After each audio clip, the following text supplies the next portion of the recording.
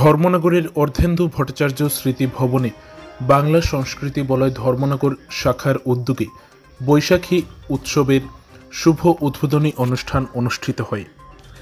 11 মে শনিবার সকাল আনুমানিক 11টা নাগাদ উত্তর ত্রিপুরা জেলার জেলা সদর ধর্মনগর শহরের অর্ধেন্দু ভট্টাচার্য স্মৃতি ভবনে বাংলা সংস্কৃতি বলয় ধর্মনগর সংসদের উদ্যোগে বৈশাখী উৎসবের শুভ উদ্বোধনী অনুষ্ঠান অনুষ্ঠিত হয়, যেখানে প্রদীপ প্রজ্বলনের মাধ্যমে এই বৈশাখী উৎসবের শুভ সূচনা করেন বাংলা সংস্কৃতি বলয় বিশ্ব কমিটির সদস্য, বাংলা সংস্কৃতি বলয় ধর্মনগর সংসদের সভাপতি, সম্পাদক সহ অন্যান্যরা।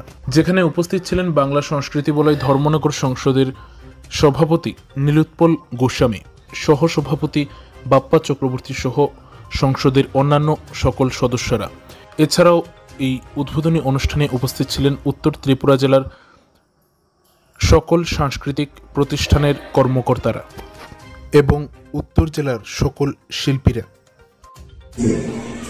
অবিভক্ত বাংলার যতগুলি জেলা আছে সব জেলাগুলিতে আমাদের যে পরিকল্পনা, প্রত্যেকটি জেলাতে একটি করে সংস্কৃতি সংসদ এরকম গঠিত হবে, বাংলা সংস্কৃতি বলে একটি শাখা কেন্দ্র হবে। আমি বলবো আমরা যে সমস্ত আমাদের যে বিশ্ব কমিটির যে সমস্ত সভাগুলি হয়ে থাকে পশ্চিমবঙ্গে কিংবা বাংলাদেশেও হয়েছে, সেখানে আমরা প্রতিনিধিত্ব করি। সেখানে কিছু কিছু জায়গার দায়িত্বপ্রাপ্ত অনেকে আছে।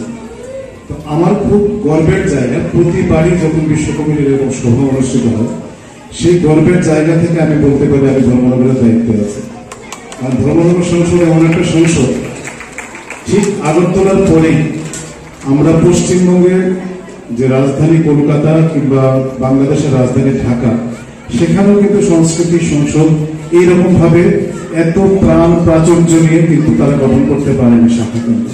সেই জায়গায় ধর্মনগর দেখিয়ে দিয়েছে সারা বাঙালি অধ্যুষিত অঞ্চলে যে তারাও পারে, এবং এইরকম একটা প্রতিযোগিতার আয়োজন করা যেটা সম্ভব হয়েছে একমাত্র ধর্মনগরের ক্ষেত্রে।